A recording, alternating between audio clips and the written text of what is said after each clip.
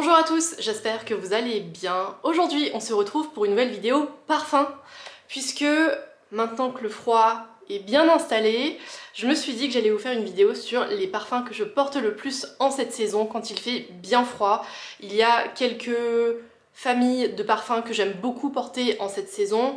J'aime beaucoup les parfums à la vanille, les parfums un petit peu plus boisés, et également les parfums doudous qui sortent bon le musc et le linge propre et qui sont hyper réconfortants en cette saison. Donc voilà, j'ai pas mal de parfums à vous montrer. J'ai un bac, j'ai un deuxième bac et j'ai d'autres parfums devant moi également. Donc voilà, je vais trier tout ça un petit peu par catégorie, ambiance, ressenti et je vous montre tout ça. Ok, j'ai classé tous mes parfums en plusieurs familles, plusieurs catégories. On va commencer par les parfums à base de vanille qui contiennent également des notes boisées, des notes veloutées de fève tonka. Ce sont les parfums parfaits si vous voulez être élégant et avoir des parfums qui vous réchauffent le cœur et le corps en même temps. Ensuite, j'ai deux parfums gourmands à vous présenter. J'ai également trois parfums fleuris, donc plus délicats, plus pétalés. Et on va finir par les parfums qui sentent bon le musc, qui sentent bon le propre, avec des notes qui sont hyper doudou et hyper rassurantes. Donc voilà, on va commencer tout de suite avec 4 parfums que j'adore porter quand il fait très froid. À commencer par l'un de mes parfums préférés de tous les temps. Et je crois que ça fait un petit moment que je ne vous l'ai pas présenté. Et j'ai l'impression qu'il y a pas mal de petits nouveaux sur cette chaîne, donc bienvenue. Et ce parfum, c'est Gris Charnel de la maison française BDK. C'est un parfum qui est tellement élégant, tellement raffiné, je trouve qu'il a de la prestance, il est hyper texturé, il y a plein de facettes différentes dans ce parfum, je le trouve vraiment très très beau. J'ai vraiment du mal à le qualifier, pour moi c'est un col roulé hyper chic avec un carré de soie autour du cou, c'est un parfum qui vous donne vraiment beaucoup d'élégance. Je trouve qu'on se tient même un peu plus droite quand on le porte, il a vraiment pas mal de caractère mais il est pas du tout entêtant non plus. Dedans, il y a de la figue, du thé noir, de la cardamome, du bois de santal, de la fève tonka ainsi que de l'iris et du vétiver bourbon. Donc voilà, tout un programme. Mais tout ça, ça lui donne un côté hyper facetté. Il y a le côté poudré de l'iris, il y a le côté hyper crémeux du bois de santal. Vous avez le côté un peu onctueux et fruité de la figue. Et voilà, c'est un parfum qui est super chic et que je ressors vraiment à chaque hiver, sans exception. J'ai également deux parfums à la vanille que je ressors, mais vraiment immanquablement tous les hivers. Le premier, c'est un bois vanille de la maison Serge Lutens, qui se présente comme ceci. Serge Lutens, c'est une maison de parfumerie confidentielle avec laquelle j'avais pas trop d'atomes crochus. Et celui-là, c'est mon premier coup de cœur dans la collection entière. C'est un parfum qui est hyper velouté et hyper chaud. Je l'aime beaucoup parce que quand il fait très froid, ça enveloppe de la même manière qu'une écharpe ou qu'un pull en cachemire. Dedans, il y a de la vanille, du réglisse et je crois qu'il y a également une note boisée qui est le bois de santal. Voilà, en fait, tous les parfums que je vous présente, clairement, je trouve qu'ils ont le même fil rouge, mais avec une interprétation qui est vraiment propre à chaque maison. Donc voilà. À vous de voir quelle est la marque qui vous parle le plus, mais celui-là est également très beau. Il sent vraiment très bon la vanille.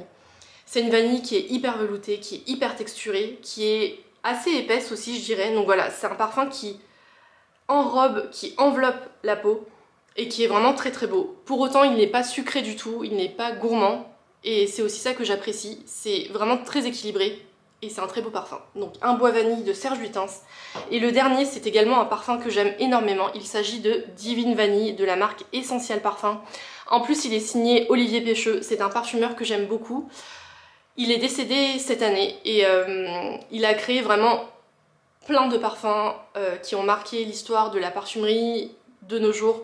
Il a signé également l'eau d'essence de Diptyque, qui est l'un de mes parfums préférés de tous les temps. C'était un parfumeur qui était vraiment hyper talentueux, avec une vraie vision et une vraie signature. Et dedans, on y retrouve de la fève tonka et du benjoin, ainsi que de la gousse de vanille, de la cannelle et de l'osmanthus, avec du tabac blond et des notes de fruits confits.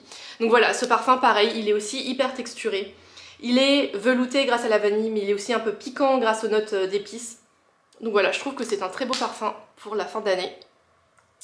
Voilà pour les parfums à base de vanille et de bois que j'avais à vous proposer. On passe tout de suite aux deux parfums gourmands que j'avais à vous présenter. Le premier, c'est Utopia Vanilla Coco de la marque Kayali, pardon. C'est la marque fondée par la sœur de Huda Kattan, qui a créé Huda Beauty. C'est une marque qui est distribuée chez Sephora. J'ai fait une vidéo il y a quelques mois, voire l'an dernier, sur mes parfums préférés dans la marque Kayali. Je vous la remettrai en barre d'infos si ça vous intéresse. C'est une marque qui, je pensais, n'allait pas du tout me convenir parce que trop opulent, trop sucré, trop gourmand. Et au final, j'ai trouvé quelques pépites qui valent vraiment le coup d'être senties. Et Utopia Vanilla Coco en fait partie. C'est un parfum qui est hyper réconfortant, je trouve, et qui en même temps est un petit peu sucré, un petit peu gourmand. Dedans, il y a de la vanille, de la noix de coco, mais je pense qu'il y a aussi pas mal de musc blanc, et tout ça, ça en fait un parfum qui donne l'impression d'être dans une guimauve parfumée. C'est doux, c'est moelleux, c'est un peu aérien en même temps, et c'est aussi un petit peu sucré. Et le deuxième parfum gourmand dont je voulais vous parler, c'est Matcha Méditation, de la maison Margiela. C'est un parfum qui est directement inspiré du thé matcha, qui est un thé vert hyper populaire au Japon. Et je trouve qu'il a une dimension gustative qui est vachement intéressante parce qu'il est, comment dire, il donne l'eau à la bouche, il a une dimension gustative et un peu alimentaire, mais différent de ce qu'on peut sentir d'habitude à base de notes sucrées, à base de notes de guimauve et de bonbons. C'est une note gustative qui est vraiment assez insolite puisque ça sent le thé vert, mais vraiment à plein nez, ça sent la poudre de matcha, donc c'est hyper original. Il y a, si je me trompe pas, il y a une note de cacao ou de chocolat blanc, laissez-moi vérifier. Oui, il y a bien une note de chocolat blanc dedans, donc voilà. Il y a le côté vraiment crémeux et gustatif du matcha qui ressort avec des notes qui sont un petit peu plus lumineuses comme le thé vert par exemple. Donc voilà, ça en fait un parfum qui est vraiment très équilibré. Il est hyper réconfortant aussi. Donc voilà, Matcha Méditation. Un très beau parfum avec une odeur qui est hyper originale. On passe ensuite à 3 parfums fleuris que j'aime beaucoup porter en cette saison. À commencer par cette Aqua Allegoria de Guerlain qui est la Flora Salvagia. Alors j'avoue, celle-là je la porte vraiment en toute saison, qu'il pleuve ou qu'il vente. Mais je la porte encore en ce moment. Et c'est une odeur qui est tellement intemporelle, qui est tellement raffinée et qui est tellement délicate. C'est le parfum que je porte parfois par défaut quand je ne sais pas quoi porter, parce que je sais que cette odeur, je m'en lasse pas et elle est vraiment très très belle. Si vous aimez les parfums fleuris, avec une petite note aquatique, il faut vraiment les sentir Flora Salvagia. Dedans, il y a des notes fleuries et aquatiques qui le rendent vraiment hyper lumineux, hyper limpide et vraiment très délicat. Ça sent pas du tout les fleurs suaves, ça sent des fleurs hyper légères. C'est comme une brassée de fleurs ou des pétales de fleurs qui seraient tombés dans un étang baigné de lumière. C'est lumineux, c'est délicat, c'est raffiné. C'est une de mes Aqua Allegoria préférées. D'ailleurs, j'ai fait il y a quelques mois également une vidéo sur mes Aqua Allegoria préférées chez Guerlain. Je vous la remettrai aussi en barre d'infos si vous voulez découvrir l'étendue de ma collection. J'ai également 2 parfums fleuris qui sont un petit peu plus veloutés, un petit peu plus féminins et un petit peu plus suaves. À commencer par Delina de la marque Parfum de Marly. C'est une maison française de parfumerie confidentielle et je crois que Delina c'est l'un de leurs best-sellers puisqu'il existe Delina, Delina la rosée et Delina en version extrait ou intense. En tout cas, il y a du Delina pour tous les goûts et ce parfum c'est une ode à la rose et c'est une rose qui est vraiment veloutée, qui est très féminine. C'est une rose fraîche qui a quand même pris un petit peu le soleil, donc il y a un petit accent suave en fond qui fait que ça lui donne vraiment du caractère et beaucoup d'élégance. Je sais que je répète tout le temps ce mot, mais c'est vraiment le fil rouge de tous les parfums que j'aime beaucoup porter l'hiver. Ce sont des parfums qui sont très raffinés et voilà, je trouve que ça apporte vraiment beaucoup de classe à la silhouette au global. Donc voilà, Delina, si vous appréciez la rose et que vous voulez faire un gros plaisir, allez sentir Delina de Parfum de Marly. Et le dernier parfum dont je voulais vous parler est assez proche de Delina, mais il est encore plus féminin, je dirais, et encore plus prononcé. Il s'agit de Elizabethan Rose de la marque britannique Penhaligon's qui se présente comme ceci. Elle a une petite collerette comme l'époque victorienne, petit clin d'œil à l'héritage britannique de la marque. Et ce parfum, pareil, ça sent la rose à fond les ballons, mais c'est une rose qui est encore plus féminine, et je dirais même un petit peu plus sensuelle. Donc voilà, c'est une rose qui a du caractère, qui tient bien au corps, qui est très veloutée, qui est assez texturée. Donc si vous voulez aller encore plus loin, pousser le curseur de la rose encore plus loin, allez sentir Elizabeth Rose de Penhaligon's, qui est une très très jolie rose d'hiver. Et pour finir, je voulais clore la vidéo avec plusieurs parfums doudou que j'adore porter en cette saison, cette année. Et surprise ou non, ils contiennent tous ou presque de la fleur d'oranger, qui je trouve a un pouvoir hyper cocooning, hyper rassurant, que j'aime beaucoup, et je crois que vous aussi. À commencer par Fleur d'oranger de Fragonard, tout simplement, qui est je crois l'un des parfums les plus connus à la fleur d'oranger, et c'est aussi je pense l'un des moins chers, puisque les 100 ml coûtent 34 €, et il me semble que les années précédentes ils coûtaient encore moins cher. Mais écoutez, 34 € les 100 ml, c'est quand même un rapport qualité-prix imbattable. Et ce parfum, si vous voyez ce que sent l'eau de fleur d'oranger que l'on met dans les crêpes, dans les pâtisseries, etc., ça sent exactement ça. C'est hyper lumineux, c'est gorgé de soleil, c'est super doux et un petit peu suave en même temps. Il y a une note de miel qui lui donne un petit peu de corps. Il y a des notes d'agrumes et évidemment il y a beaucoup de fleurs d'oranger. Donc voilà, si vous cherchez un parfum hyper intemporel, hyper classique, qui je pense plaira à beaucoup de monde, pour moi c'est une odeur qui est vraiment universelle. Ça sent très bon la fleur d'oranger et en plus ça coûte pas très cher. Je voulais également vous parler d'un parfum qui est aussi propre qu'il est chic, et il s'agit de l'eau de Givenchy, tout simplement, qui pour moi est la chemise blanche du parfum. C'est un parfum qui fait voilà, très propre sur soi, qui est hyper universel, qui est intemporel, et qui en plus a une touche d'élégance.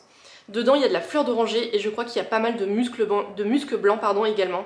Donc voilà, ça en fait un parfum tout à fait classique. Enfin, c'est pas du tout une odeur originale, mais vraiment je pense que je me lasserai jamais de cette odeur. Elle est hyper chic, hyper propre. Donc ça apporte le côté un petit peu élégant et en même temps hyper rassurant. Donc voilà, que demande le peuple? J'aime beaucoup ce parfum et je pense que je m'en lasserai vraiment jamais. Un autre parfum qui est aussi très doudou, c'est Gentlewoman de Juliette Hazegun. Pareil, dedans il y a beaucoup de fleurs d'oranger. Et le petit twist, c'est qu'il y a aussi une note d'amande. Donc voilà, ça donne un côté, ça donne un twist qui est un peu différent. Il y a le côté fleur d'oranger qui est hyper blanc, hyper rassurant, hyper doux. Il y a l'amande amère qui apporte un petit peu de crémeux et une note un tout petit peu gustative, mais pas du tout gourmande. C'est vraiment un très beau parfum. Et pareil, celui-là, je l'assimile aussi à une chemise blanche. Il fait super chic et super propre en même temps. Donc voilà, Gentlewoman de Juliette Hazegun. Et j'ai l'impression qu'on en entend jamais parler, au contraire d'un autre parfum de la marque que je vais vous présenter. Et pour autant, il est vraiment très beau et il est très efficace. Et le deuxième parfum, Juliette Hazegun, dont je voulais vous parler, c'est le best-seller de la marque et c'est Not a Perfume, qui est un peu un ovni dans la parfumerie puisque la marque dit qu'il ne contient qu'un seul ingrédient, qui est le cétalox. En réalité, je pense qu'il y a d'autres matières premières dedans, mais ce qui est vraiment intéressant dans ce parfum, c'est que c'est un parfum de peau qui a une odeur à la fois indescriptible et hyper rassurante. C'est vraiment un parfum de peau qui sent comme une peau chaude et hyper rassurante, comme si vous mettez la tête dans les bras de votre chéri. C'est vraiment un parfum qui est hyper rassurant, que l'on aime porter sur soi et près de soi, qui est hyper intime et vraiment insolite. Ça sent pas la soupline, ça sent pas le savon non plus, ça sent quelque chose entre les deux. Ça sent le propre mais de manière hyper originale et hyper intime et hyper personnelle. Donc voilà, ça c'est un parfum que beaucoup de gens apprécient. C'est l'un des best-sellers, je crois que c'est le best-seller de la marque Juliette Hazegun. Donc voilà, si vous voulez sentir un parfum qui sente le propre mais de manière un petit peu originale et inédite, allez sentir Not a Perfume, qui est un beau parfum que l'on porte près de soi et voilà, qui est parfait pour les jours d'hiver où il fait très froid, que vous avez besoin de quelque chose qui vous rassure et qui vous enveloppe et qui vous apporte un petit peu de baume au cœur. Ce parfum est parfait. Et pour finir, je voulais vous parler d'un parfum qui conviendra à la fois aux petits et aux grands, que vous pouvez mettre sur vous, sur le linge, sur votre écharpe. C'est un parfum Petit Bateau. Je ne sais pas si vous le saviez, Petit Bateau a sorti un parfum il y a 1 an ou 2 que la marque appelle plutôt une Cologne de soin, puisqu'il n'y a pas d'alcool dedans et je crois qu'il y a des actifs un peu hydratants. Donc voilà, c'est l'eau Soilogne de Petit Bateau, qui est une odeur hyper agressive, hyper réconfortante, à base de musc blanc. Je crois qu'il y a un peu de fleur d'oranger dedans. Et voilà, ça en fait un parfum que vous pouvez pchiter sur à peu près tout le monde, sur vos enfants, sur vous-même, sur le linge de maison, sur une écharpe pour avoir cette odeur un peu doudou près de vous.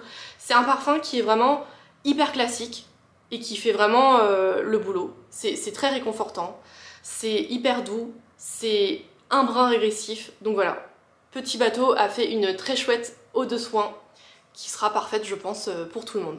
Voilà pour les parfums que j'aime beaucoup porter en cette saison, quand il fait bien froid et qu'on a envie de se réchauffer. J'espère que cette vidéo vous aura plu. Si c'est le cas, n'hésitez pas à la liker et à vous abonner. Et bien sûr, dites-moi en commentaire quels sont vos parfums préférés pour l'automne-hiver. Je serai ravie de vous lire et d'échanger avec vous comme d'habitude.